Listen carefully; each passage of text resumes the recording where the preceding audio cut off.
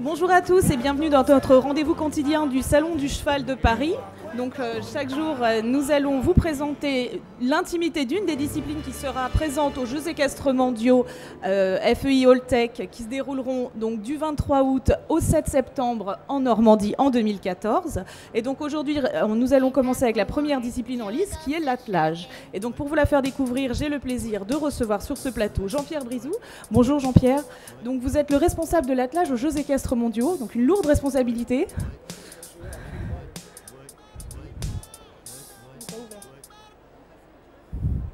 Ensuite, nous avons autour de la table donc Quentin Simonet, vous êtes le conseiller technique national de l'attelage. Bonjour Quentin.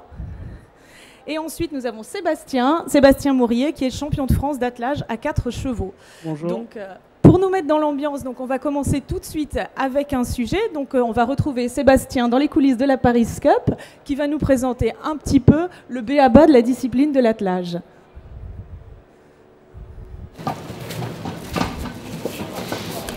Là, vous voyez, donc là, les chevaux sont attelés, ils sont préparés pour la Paris Cup. Ça, c'est un cheval qui va être envolé donc, sur la voiture. Ils sont tous attelés avec un collier. Enfin, il n'y a plus de collier en attelage, très peu en attelage sportif. On a maintenant des mix des colliers bricoles qui correspondent à l'ancien collier mixte avec une bricole, ce qui fait que ça s'appelle collier bricole. Et on attelle beaucoup plus maintenant avec des bricoles et qui sont de matière synthétique. C'est moins lourd, ça a surtout un gain d'entretien parce que vous mettez un coup de G, c'est propre. Et surtout pour les chevaux, c'est pas irritant, quoi.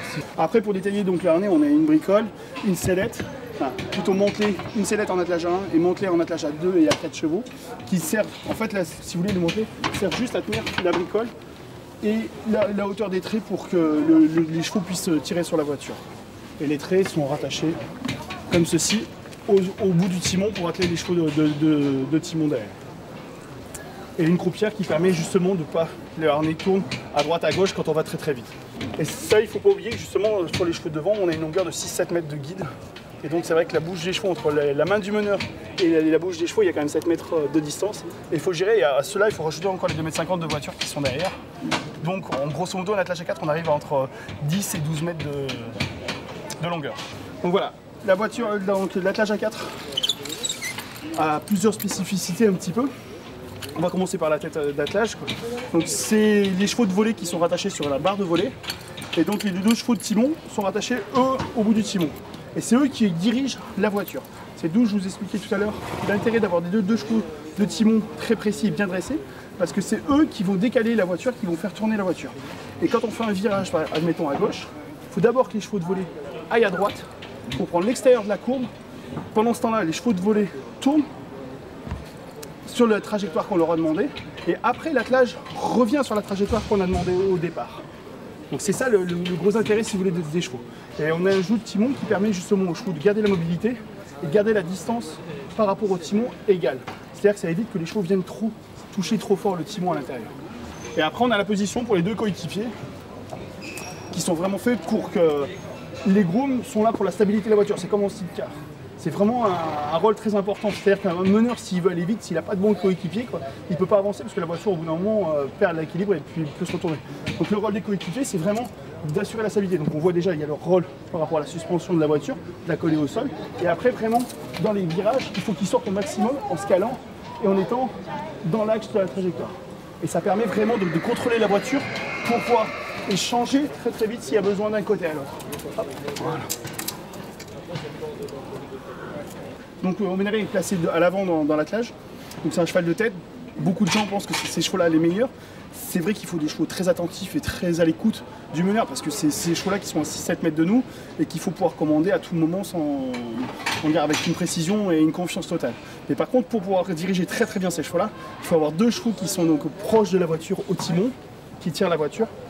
Et ce sont ces chevaux-là qui donnent le mouvement dans les guides aux chevaux de devant. Donc si on n'arrive pas à avoir des chevaux très précis au timon, on perd la précision devant. Donc c'est tout.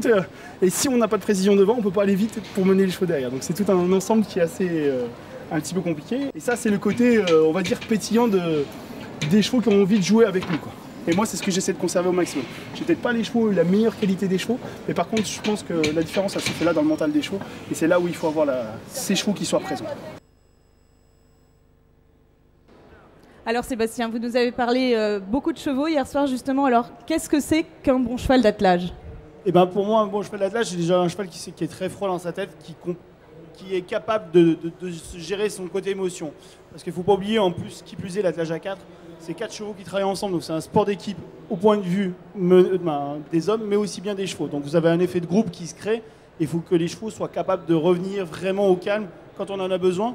Mais par contre, qu'ils puissent avoir une explosivité très importante quand on en a besoin pour qu'ils puissent aller vite quand on veut aller avancer et qu'ils puissent revenir très très vite.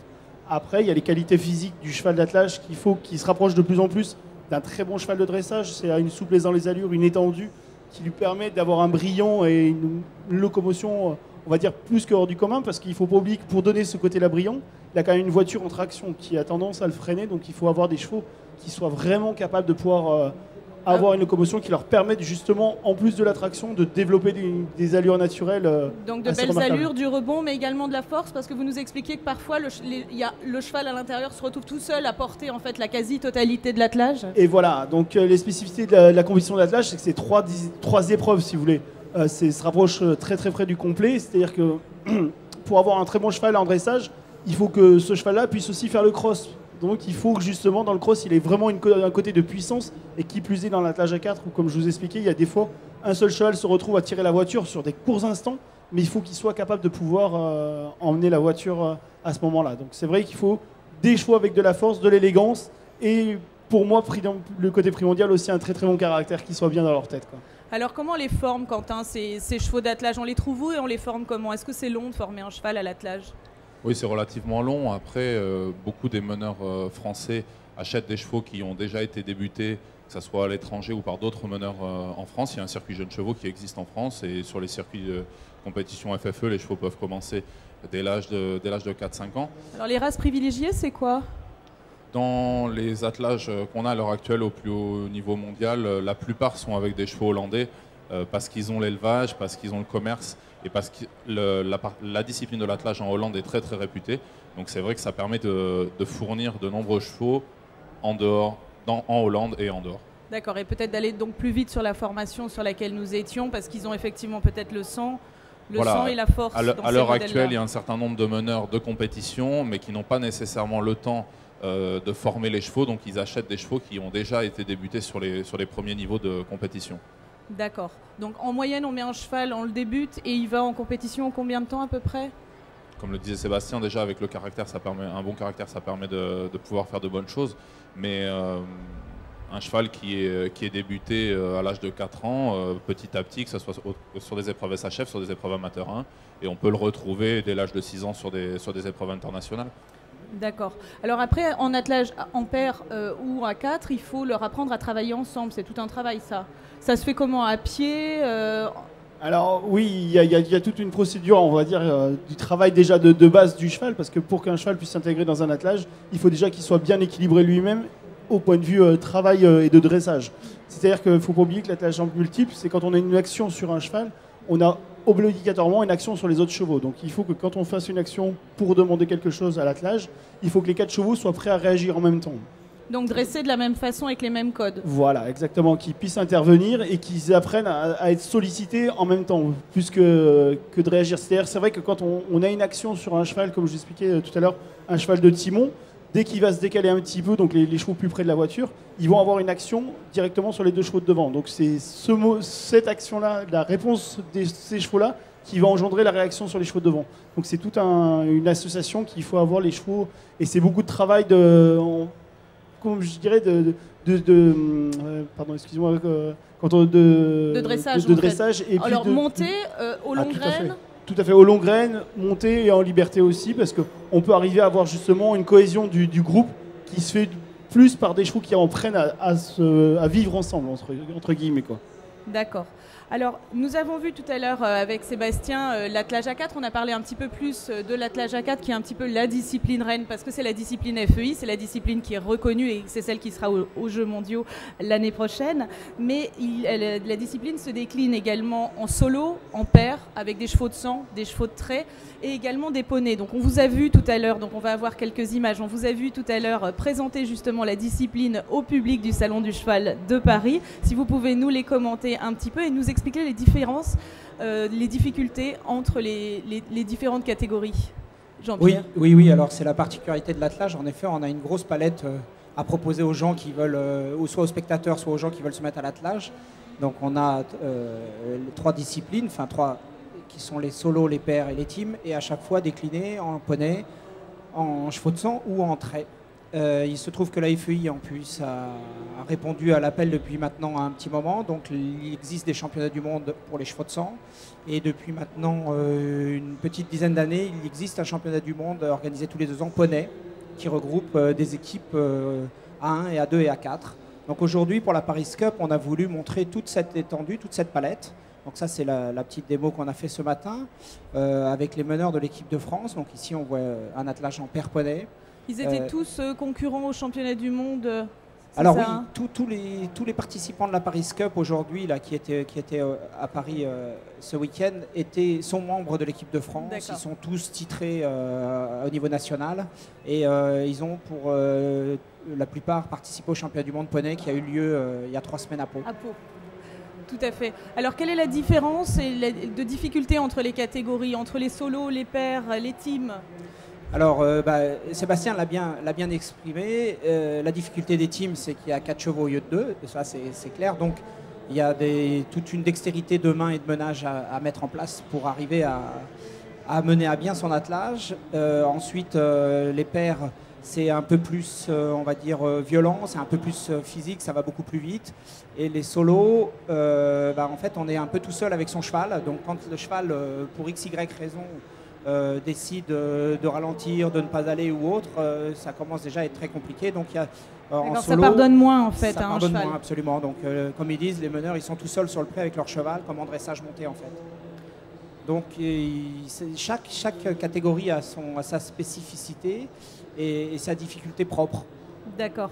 Alors, au côté technique s'ajoute un côté logistique aussi qui varie parce qu'on se retrouve donc on passe d'un cheval à 4 chevaux, donc c'est une industrie un peu à gérer. Oui, c'est ce que j'allais dire. D'un point de vue technique, il y a des vraies différences, même si sur le travail de base, parce que les chevaux d'attelage à 4 sont énormément travaillés en attelage à 1, à la longe, aux longues graines, ainsi que les chevaux d'attelage en paire.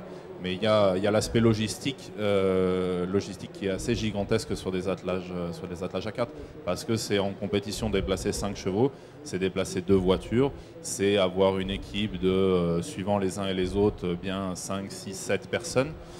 Donc c'est vraiment une grosse vie d'équipe pendant toute une semaine. Les concours d'attelage, c'est comme les concours complets. Ça débute dès le mercredi avec la visite vétérinaire, donc c'est être sur place au moins 24 heures avant. Et quand les distances sont longues, voire un peu plus. Donc l'aspect logistique qui dit derrière financier. Voilà. Alors ça reste quand même accessible comme discipline ou pas trop finalement? Oui, ça reste accessible bien sûr, parce qu'en fait vous avez il y a différents niveaux. Là, ce que vous voyez ici pour la Paris Cup, ou vous verrez l'année prochaine aux Jeux équestres mondiaux, c'est ce qu'on appelle le très haut niveau. Donc là, évidemment, ce sont des budgets assez importants. Maintenant, il existe des classes beaucoup plus abordables. Et un attelage à un poney, sur les petites classes, en plus, vous n'êtes pas l'obligation d'avoir 2 voitures, une de présentation et une de marathon. Ouais. Donc là, il y a un poney, un harnais, une voiture.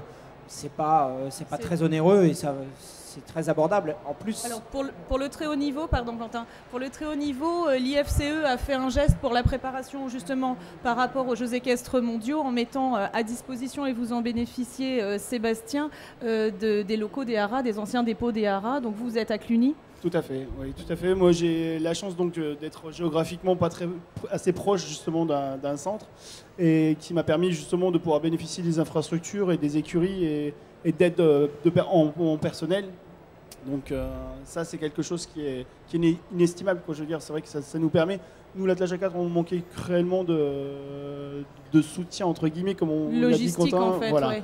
Et c'est vrai que pour arriver par rapport aux grosses machines à l'étranger, quoi, il faut vraiment avoir un soutien qui est assez important. Oui, parce qu'à l'étranger, effectivement, les meneurs sont professionnels.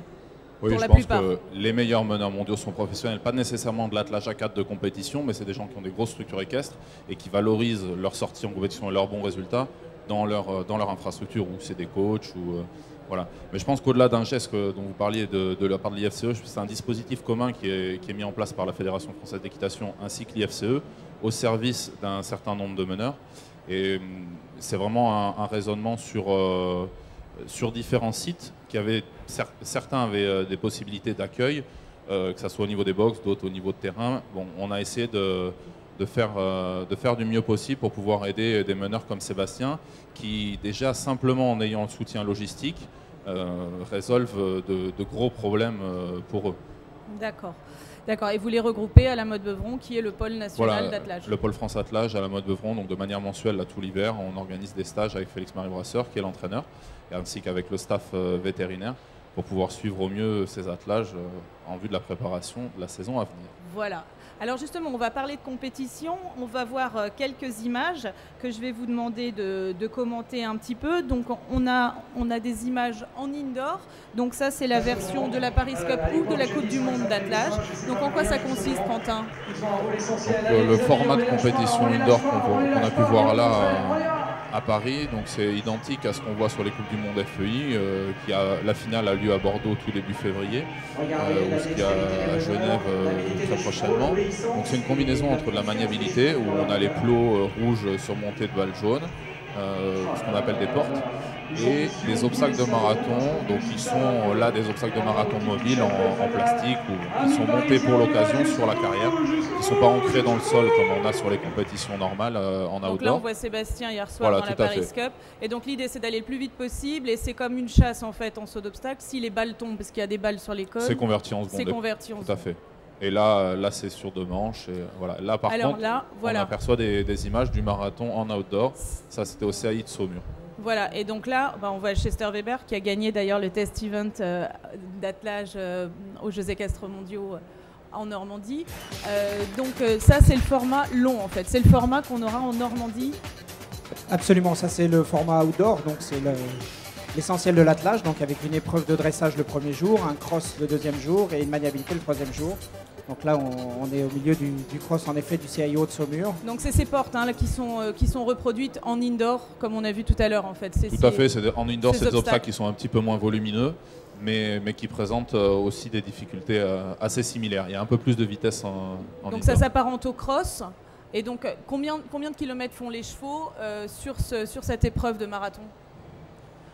Là, sur cette épreuve, par exemple, si on prend l'exemple des Jeux mondiaux, les chevaux vont faire à peu près 18 km, répartis en 3 phases, dont la phase d'obstacles qui, elle, fait 9 km, ça c'est réglementaire, avec les 8 obstacles à l'intérieur.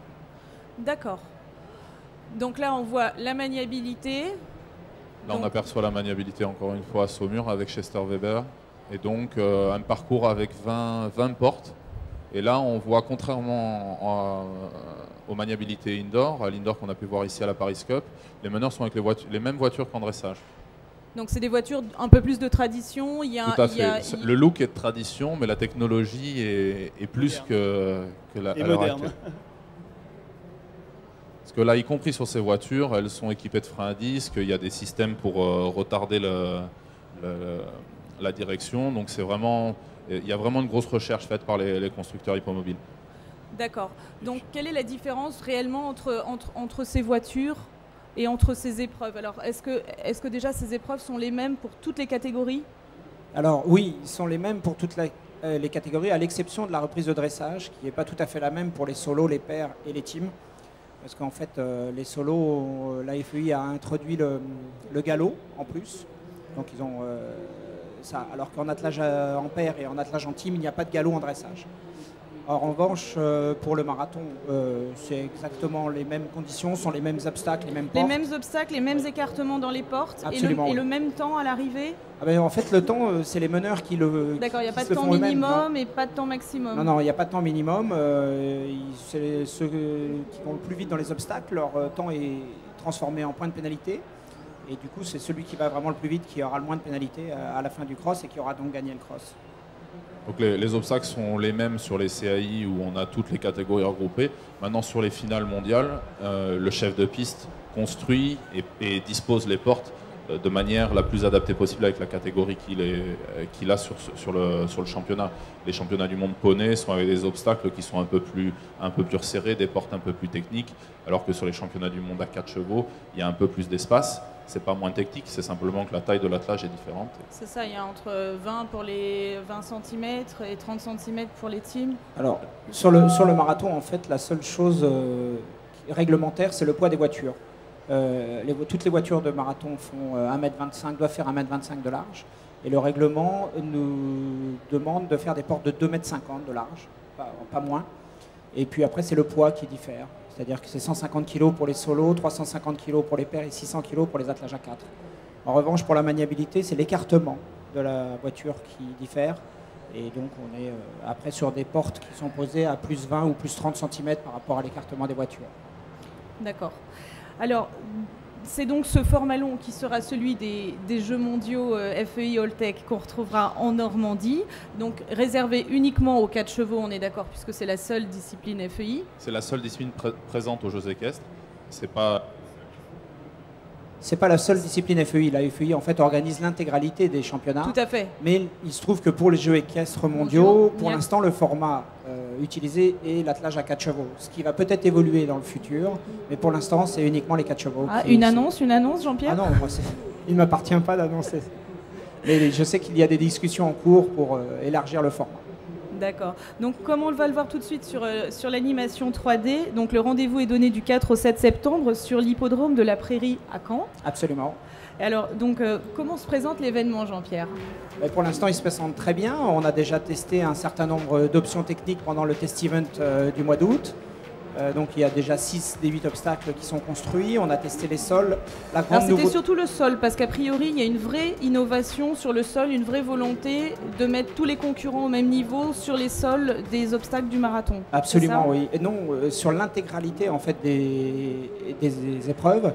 Donc on a pris le parti de faire du sol artificiel pour le dressage, la maniabilité et les 8 obstacles du marathon.